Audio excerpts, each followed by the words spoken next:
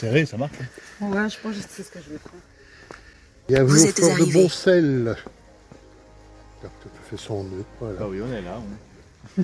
Voilà, on arrive, il est ouvert. Moi, je fais toujours mes lacets. À chaque fois qu'il fait des vidéos, Il fait ses lacets.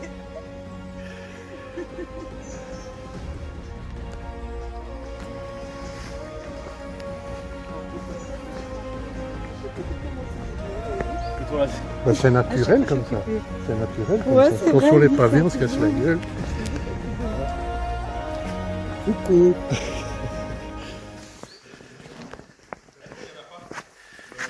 Ouf, ça glisse. Waouh.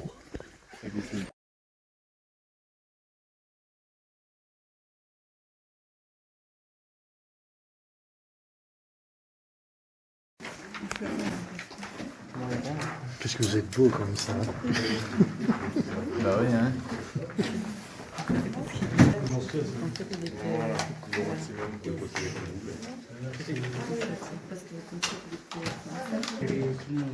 Je crois que ça va être suffisant. Hein.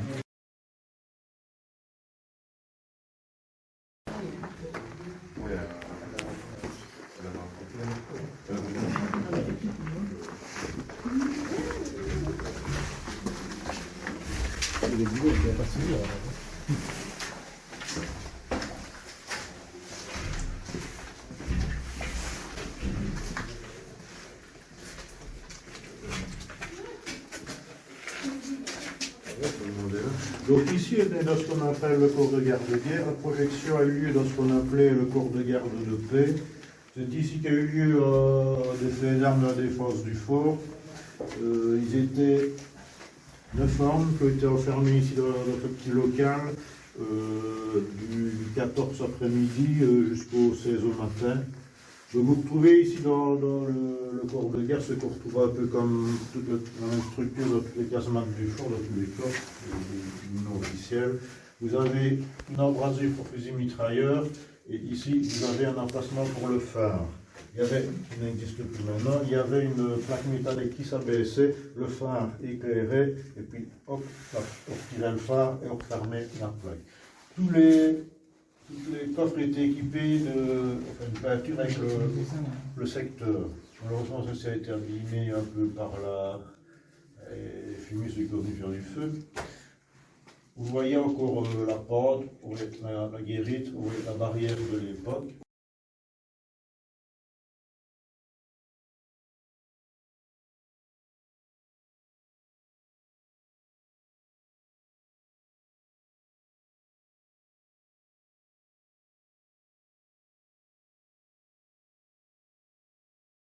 Et tout s'est accumulé ici. Et l'autre embrasure dont je vous parle, on a essayé de la dégager. Et donc, ça permettait de tirer là, sur le haut de l'axe.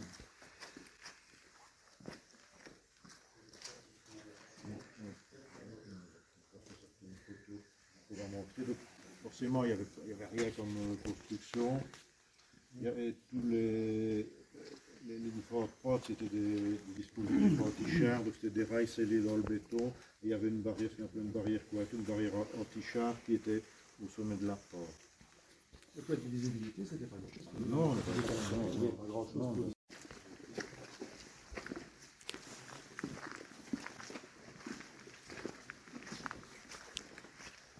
Le niveau du sol ici n'est pas le niveau du sol tel qu'il était en 1940. Vous avez vu que le sol arrivait au niveau du bas de la porte, c'est surélevé.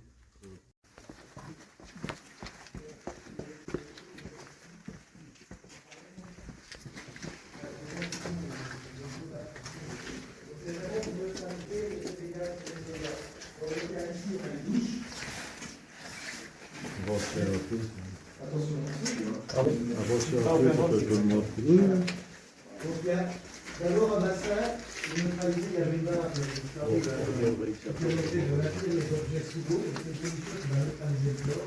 Ici, on a bougé le soda. Alors, le soda, d'abord, ça va soulager l'effet du chlore, on va neutraliser par à gauche. Donc là, on va aller vers le nord.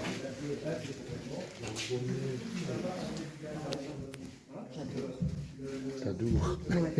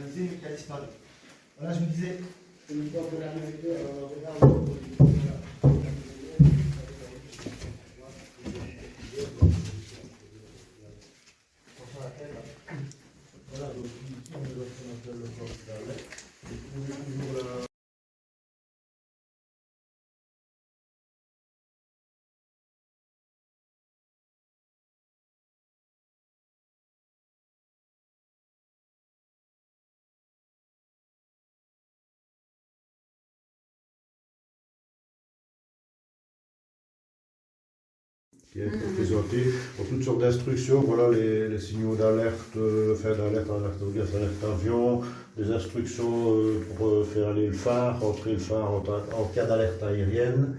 J'ai parlé donc le fort était en surpression et qu'il y avait également, ce qui permettait également d'évacuer les gaz dégagés par lors du tir dans les coffres.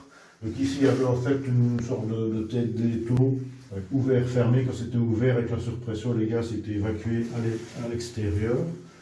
Ici, il y avait une plaque en bois avec un tube en verre rempli de liquide. Le tube à l'époque était en contact avec l'extérieur, ça permettait de vérifier si, par moyen simple, pour vérifier que le local était bien sur le bazar. Seulement la rotule avait été faussée. Tout ce qu'ils ont réussi à faire, c'est remettre le fusil mitrailleur, il ne savait plus tirer que dans une seule direction, droit devant lui. Ça aura probablement eu une incidence sur la chute du fort, en ce sens que c'est ici le coffre d'alerte qui, le 16 mai au matin, va signaler au commandant qui était au bureau de tir qu'il y a 3 Allemands qui sont dans le fossé. Un peu après, le fort explosant. Il va essayer de descendre, mais comme il ne tirait plus dans une seule direction, il n'y parviendra pas. Donc, s'ils étaient encore tirés, comme la rotule avait été en état de fonctionnement, ça aurait peut-être retardé légèrement la fin du feu. Alors, on va aller à l'hydrofort.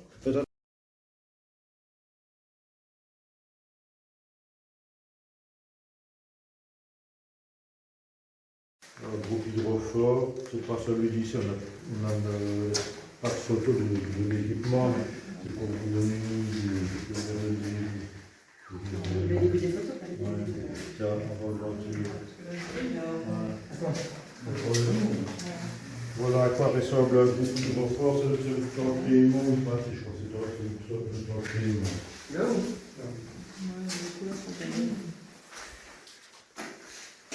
Voilà. Vous devriez pouvoir trouver, il y a 15 jours, ça sentait plus fort, mais... Le gaz, c'est... Le gaz? Non, c'est ça dans ce local ici. Les toilettes? Non, c'est pas bien. C'est quoi t'as dit? Les toilettes. Allez, continue un peu sur l'idée du gaz. Non. Mazout, je sais pas. Oui, c'est un réservoir à mazout. Il y avait un réservoir de 7000 litres de mazout qui servait à alimenter le moteur de la salle des machines. Maintenant, pour les alimenter, c'était quoi? C'était une petite citerne sur roulette qu'on devait remplir, qu'on amenait à la salle des machines, que vous verrez tout à l'heure. La réserve de mazout leur permettait de tenir 30 jours en cas de guerre et 45 jours en temps de paix. C'est sympa. Hein. Ah, les chiottes, c'est toujours sympa, oui.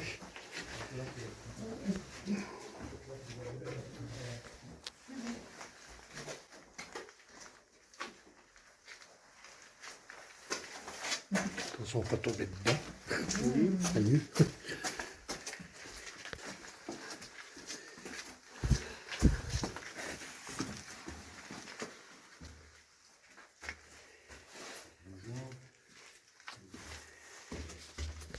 Bon, le local ici, c'était le local de la chaudière au charbon et il y avait à droite la réserve de charbon. Pourquoi y avait-il une chaudière au charbon? Lors du réarmement, il a été prévu que les forces étaient chauffées via l'eau qui servait à refroidir les moteurs et aussi via les gaz d'échappement. Le seul problème, c'est que donc, les moteurs servaient à produire de l'électricité. En temps de paix, les moteurs ne tournaient pas non-stop, on les faisait juste un peu tourner pour les maintenir en état. Donc étant donné l'humidité dans le fort, sachant que chaque heure il aura 27 000 m3 d'air via la tour d'air, mais également avec 460 litres d'eau à l'heure, plus l'humidité déjà ambiante. Donc la chaudière ici servait un peu à couper cette humidité. C'est un local, donc c'est encore un local renforcé, mais vous allez voir ce qui était une grande salle par rapport à ceci. Tout le reste a été remblayé avec de la terre.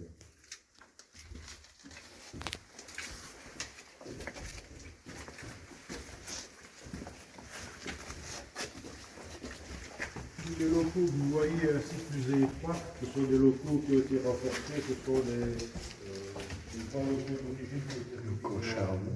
Ah voilà, avec ta lampe de ouf. On n'est pas certain, ça devait être la salle de détention. la tôle, quoi. Sachant que vraiment les vrais les cachets entrepés étaient dans la Contrestia. Il faut savoir que, vu qu'il n'y a plus personne en vie, il y a des renseignements qu'on n'a pas, suivant les sources, l'affectation d'un même local est différente d'une source à l'autre. Donc quand c'est le cas, ben, je dis les deux affectations. Moi je dirais ça ne changera pas grand-chose, mais comme ça vous le savez. D'après les plans aussi, parce que tout n'a pas toujours été fait, il y a ce qui était prévu dans les plans, puis la façon dont ça a été fait, ça diffère parfois. À partir d'ici, on entre vraiment dans une zone qui était la plus sécurisée, c'était la zone de service médical, et c'était une zone d'appui en cas d'attaque au gaz. Si malgré que les gaz pénétraient dans le fort, tout ceci était vraiment encore avec des portes étanches, tout ceci était à l'abri des gaz. Ici, c'est ce qu'on appelle le lazaret, donc c'était pour les malades contagieux.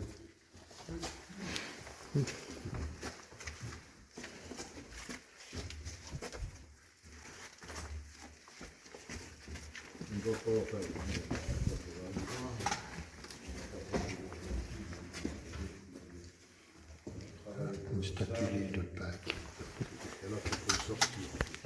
Donc ici, c'est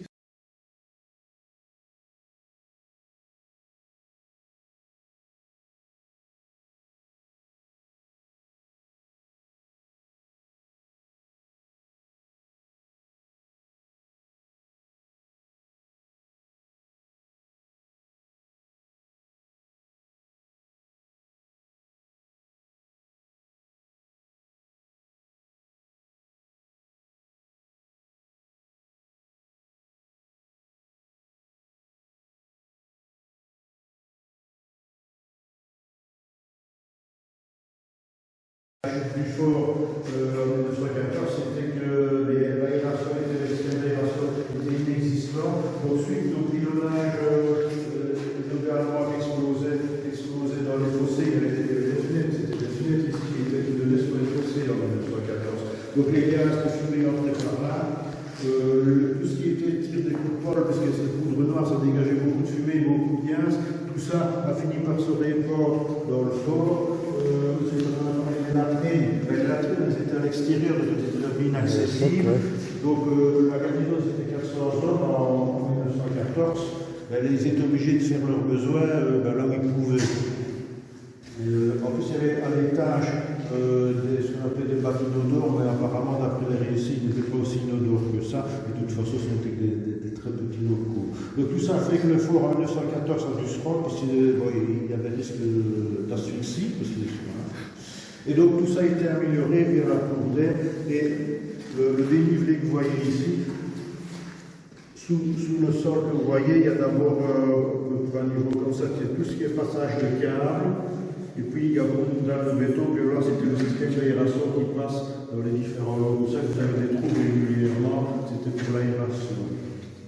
Bon, ici vous avez un local tel qu'il était à l'origine. Je dis les nouveaux que vous avez renforcés, c'est un local comme ça qui est divisé en deux.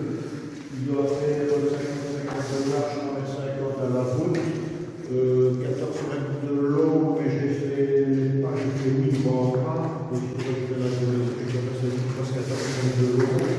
Vous avez au-dessus de vous 2,50 m de béton, puis le rayonnement c'était sur le soleil. Donc celui-ci, il y a des planules qui sont là, malheureusement, ils sont déjà. Je la disais, je ne vais pas comprendre des choses qui vont aller loin.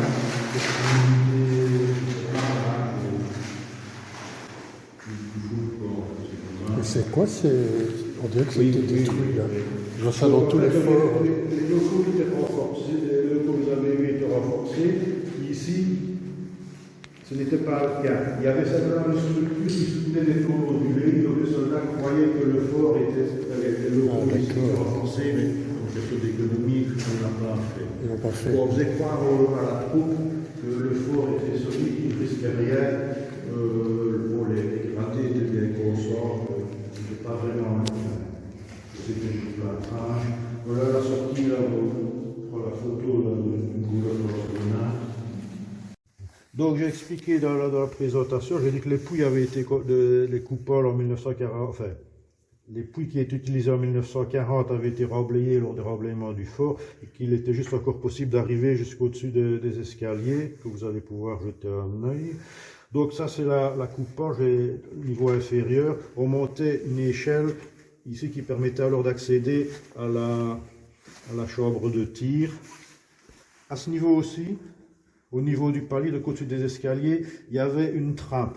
Les obus, les douilles, comme j'ai dit, étaient tombées dans le groupe douille et il y avait un sac qui se remplissait tout doucement. Quand il était plein, les soldats devaient descendre de cet étage-là, devaient descendre le sac de douille à l'étage inférieur, aller sur le palier et verser de un tube d'une quarantaine de centimètres de diamètre. Vous allez voir où ça retombait.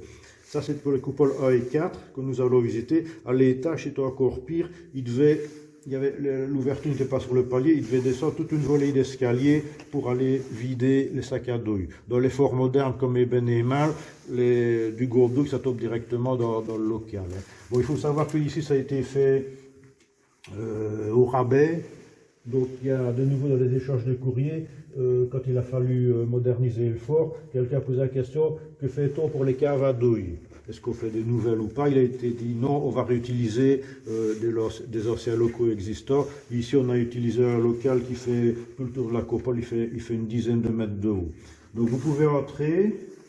Allez-y, allez-y. Faites attention à votre tête, 5 points.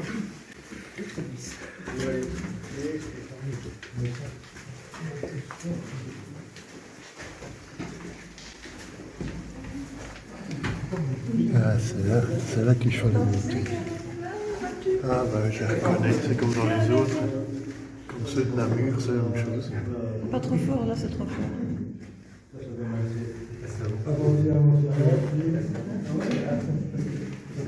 Ouais, là, ça va plus loin, je crois.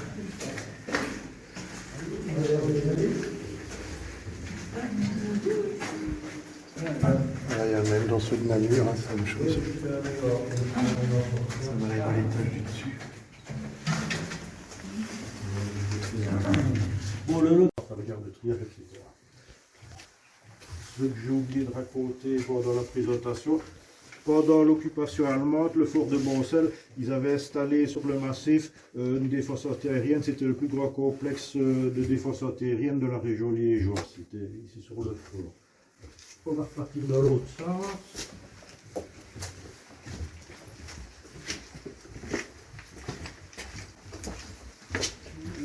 Comme tu veux.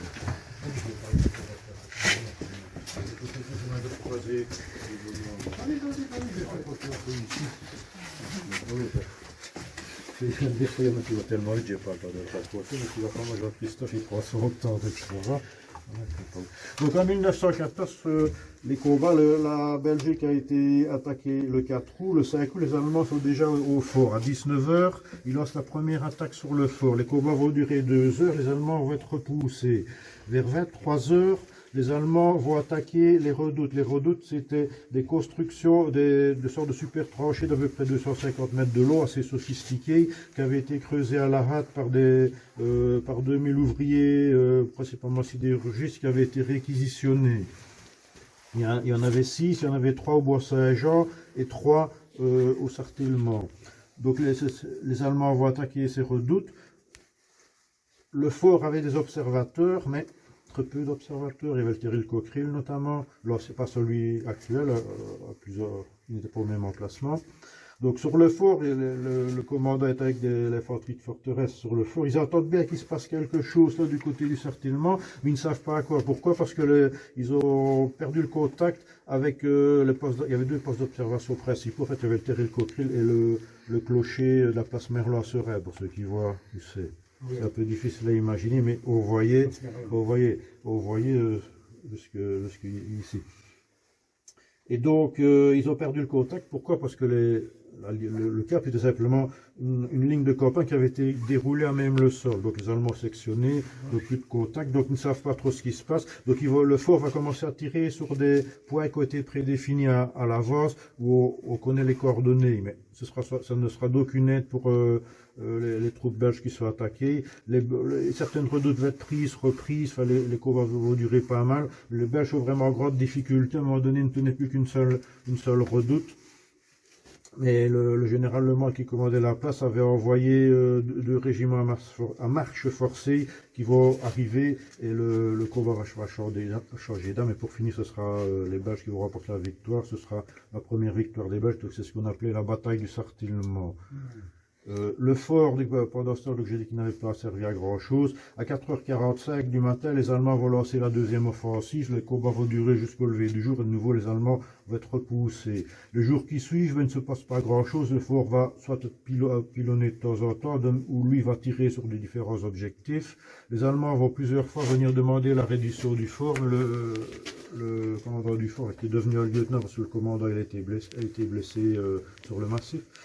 Va refuser. Et le 13, les Allemands ont décidé d'en finir. Ils vont amener des pièces de gros calibre, du 15 cm et du 21 cm pour commencer à attaquer le fort. Le 14, l'attaque commence. Comme j'ai expliqué, des obus vont tomber un peu partout, notamment dans les fossés. Les poussières, fumées, tout ça va entrer dans le fort. Donc la situation devient critique. Vers 22h, il y a un obus qui tombe sur la cheminée de la chaudière qui alimente la machine vapeur qui servait à l'éclairage du fort, enfin au modeste éclairage du fort, parce qu'il y avait 30 lampes de 50 watts, simplement. Donc plus d'éclairage, les tuyaux d'eau vont être crevés, donc ils vont être sans eau. Le lendemain matin, le pilonnage reprend, et donc là, comme l'asphyxie menace vers 7h20, c'est un lieutenant qui avait pris le commandement, le commandant était blessé, avait été transféré à l'hôpital militaire, le fort va se rendre. Bon, les combats étaient un peu, enfin maintenant ça paraîtrait un peu surréaliste, dans le sens après la première attaque, par exemple, les familles, parce que les garnisons, c'était une garnison relative locale, comme beaucoup. Les familles vont venir voir si leurs proches sont toujours vivants, s'ils ont bien entendu que ça se bagarrait, ils vont venir voir ce qui se passe. Maintenant, c'est un peu difficile à imaginer que ça se passe. Vous avez vu le dénivelé à des escaliers. Donc c'était le ventilateur principal. Ici aussi, c'était un local renforcé. Donc c'est dans la CNUT. Une petite qui peut montrer. C'est celui-là, hein. Non, l'autre. Plus proche de la réalité. Voilà celui-là. Voilà, c'était encore de d'encrément ou bâtisse. Voilà à quoi ressemblait un ventilateur ici. Il y avait différents modèles suivant les différents. Vous remarquez que c'était carrelé, on avait nettoyé, c'était bien nickel. Avec des citrons en permanence, c'est pas facile. Voilà. L'air venait de là et ils sont engouffrés dans le petit tunnel que vous avez vu. Ouais. Donc toute cette partie-là n'est pas en surpression. Donc pour que le fort lui reste en surpression, il y avait un sas ici, il y a deux portes. Donc quand on devait aller vers la tour d'air ou vers la coupole numéro 4, on devait franchir le sas, on ouvre une porte, on devait la refermer, et puis donc le fort restait toujours en surpression sur des portiers étanches. D'ailleurs les instructions sont toujours là. Je voudrais que Valentin nous fait un peu le texte qu'on fait, parce que je crois que lui il avait, je ne sais pas tout lire.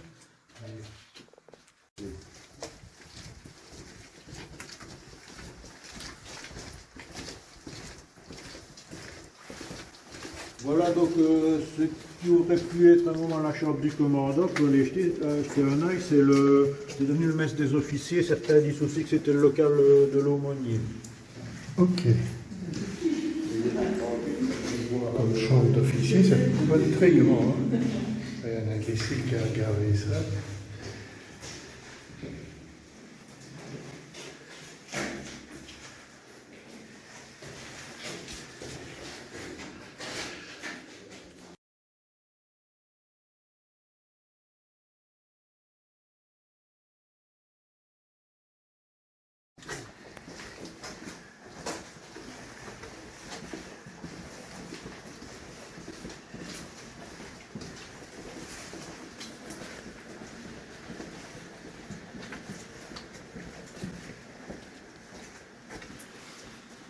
Le local ici, c'était, bon, vous jetez un œil, vous n'entrez pas, parce qu'il n'est pas encore sécurisé. C'était le local du ventilateur auxiliaire. Pourquoi est-ce qu'il y avait un ventilateur auxiliaire? Comme ici, il n'y avait pas, sous nos pieds, il n'y a pas tout le réseau d'aération, comme j'expliquais, qui se termine là-haut au sas, il fallait quand même pouvoir maintenir une aération au niveau de la coupole 4 et la maintenir sous pression. Il y avait un petit ventilateur, enfin un ventilateur auxiliaire qui était ici. Il est rentré par là. Et il s'est envoyé par l'intérieur dans tout ça au niveau du local de la coupole 4 où nous allons aller. Là, ça descend. Il faut les gens portent le relais. Allez voir qui vont descendre. Alors, qui veut aller au couloir de la tour? Moi. Ou qui ne veut pas y aller? Tout le monde veut y aller? Ok. Ouais, non, pas de problème, sinon déjà pendant ce temps-là, on explique. On va d'abord aller à la coupole 4 pour descendre. Sinon, On entend la flotte là-dessous.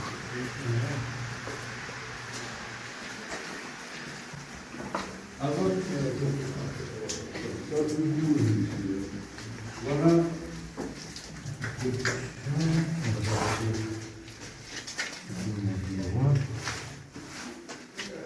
Les racks à munitions.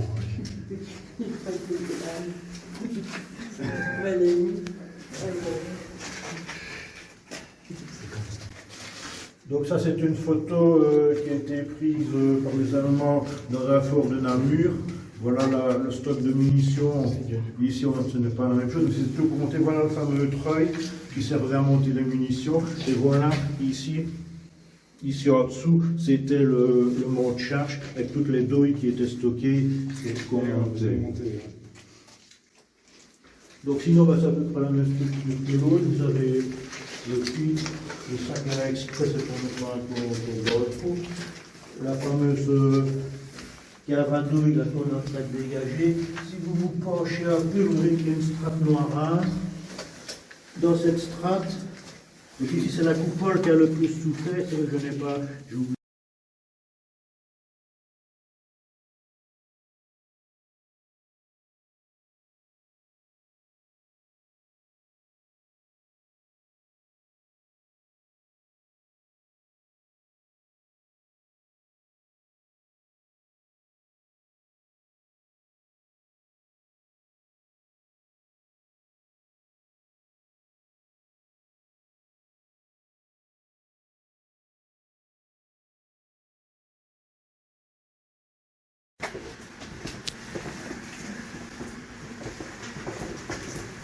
C'est 72 marches.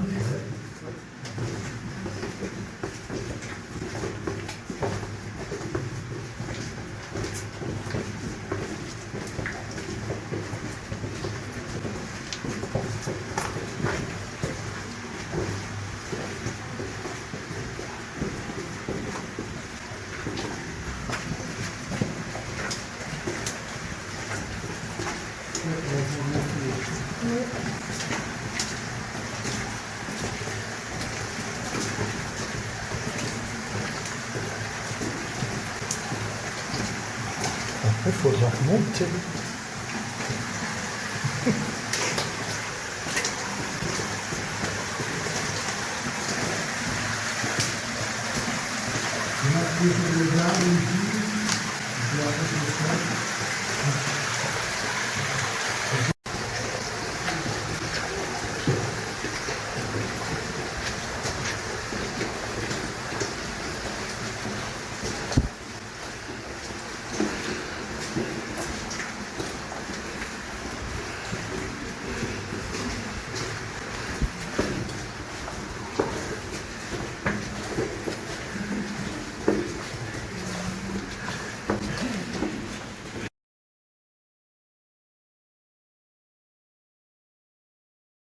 La droite qui a provisionné les tireurs en carbure, les hommes qui faut charger les munitions.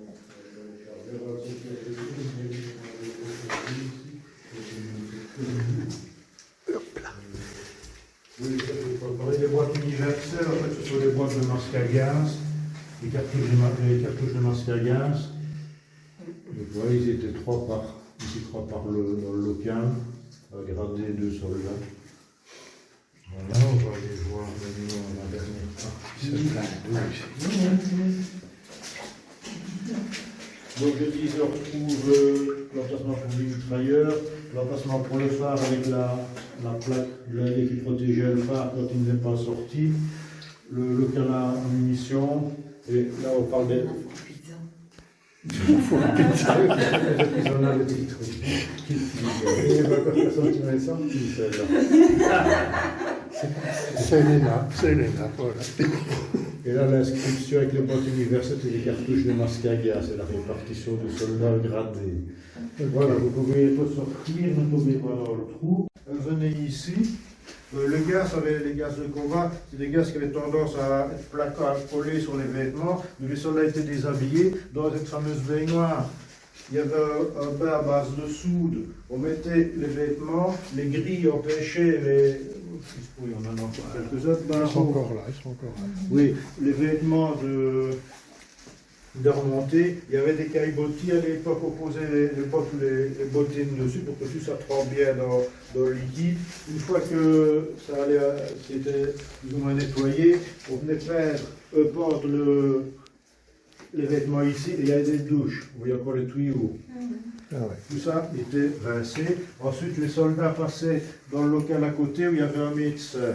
Donc le médecin les examinait et en fonction de leur état, ils étaient éventuellement envoyés à l'infirmerie vers le coup des gazés.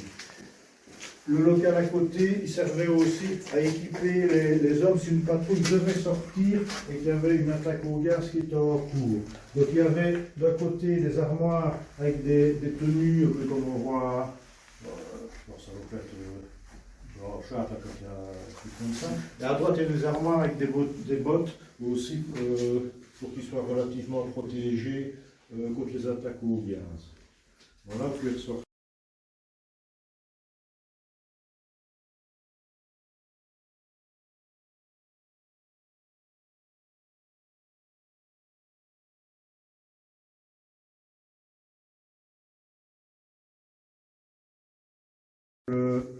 La chevreté n'est au fusil. Donc c'était à place d'avoir une charge de poudre, il avait des tas de billes, je crois à peu près 215 billes de plomb. Et dès que ça sortait de la bouche du canon, hop, ça s'aspergeait l'ennemi. Ça avait une portée 250 à 300 mètres seulement.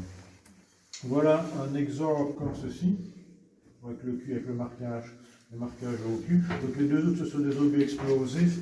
Les obus de modèle 1929, ce sont des obus de récupération de la guerre 14, c'est du calibre 77 mm. Quand on a décidé qu'on a récupéré l'effort des obusiers, on a retravaillé ces obus-là pour les mettre au calibre, pour qu'ils puissent être utilisés ici dans les obusiers. Les cherches 1900-1915, donc c'était un autre modèle, je ne vais pas m'étendre là-dessus comme on est déjà pas en avance. Alors, voilà, autre chose qu'on a trouvé, voilà les têtes. Normalement, on aurait dû vous montrer la partie en face, comme il était écrit, c'était la chambre du commandant. Le morceau de mur qui manque, c'est suite au bombardement du CSM, le morceau de mur s'est écroulé. Il y avait des peintures qui étaient en bon état à l'époque. Si vous la regardez un peu de biais, celle de gauche, on voit encore ce que ça représente. Celle de droite, c'est une nature morte, mais elle souffre de plus en plus. Par ce trou-là, donc c'était une aération, c'était la poudrière, enfin, l'ancienne partie des poudrières qui n'a pas été réutilisée, et quand le mur tout au bout, c'est ce que je vous ai dit, les guichets de la poudrière, mais il se trouvait là au fond. Là, il y a une inscription d'un ancien du fort quand le fort allait être emblayé. Ça, c'est des potes, C'était ça. la fin. Le 22 juillet 1990. Ils sont remplis pourquoi pour construire les villas et tout ça. Les villas ne sont pas sur le... Ça permet de communiquer avec l'aviation alliée. Ok. Il n'en a rien dit.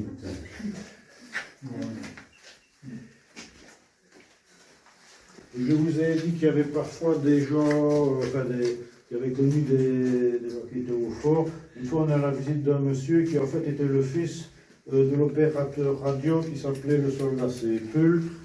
Et en voyant ceci, cette femme, et d'où dirait ma mère, il est revenu au fort avec des photos et apparemment il y aurait une certaine ressemblance. Donc ça pourrait être le père, le soldat Sépul, qui aurait fait le dessin.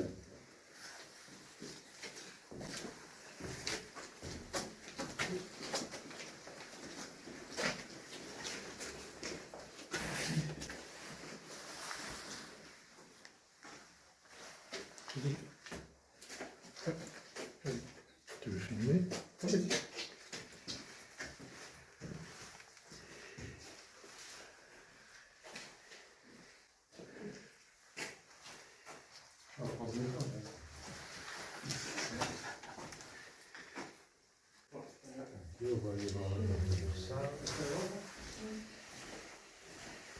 Dernière chose en face, vous pouvez les jeter un œil, vous ne montez pas. C'était le puits d'accès qui permettait de monter à l'étage supérieur et accéder au poste d'observation financé.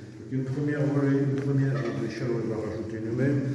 Quand vous êtes au-dessus de cette première échelle, vous êtes au niveau sous-sol de l'étage supérieur. De là, il y a encore une deuxième échelle qui vous permet de monter au niveau des escaliers, du haut des escaliers qui vont de la salle de rassemblement jusqu'au niveau du débouché d'infanterie. Puis de là, on serait soit sortir à l'extérieur du fort, soit si on allait au poste d'observation financier, il y a encore des escaliers à monter pour arriver au bas du poste d'observation qui est le point le plus élevé du fort.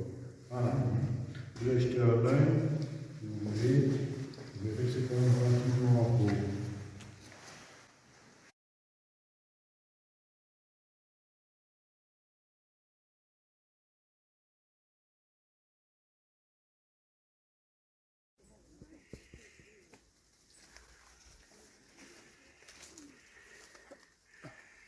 La tour d'aération du fort, comme il nous a expliqué tantôt.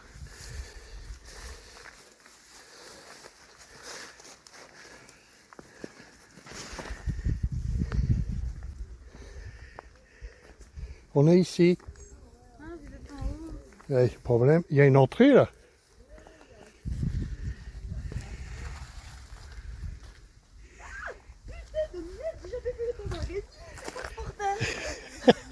C'est dans la boîte. Oh putain, des cristaux partout là. C'est dans la boîte. En plus, moi j'approche mon téléphone et tout. Va voir là-bas, c'est qu'elle bouge tout. En plus, moi j'approche ma main et tout, tranquille. Il y en a qui tombent sur ma main et tout. Je crois que c'est des moustiques. C'est drôle, vous aurez le premier mort. Si on voit en haut de la tour, encore un peu. Un petit peu là, je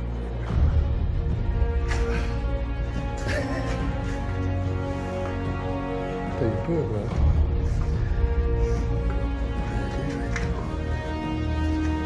Qu'est-ce qu'on trouve là? Elena.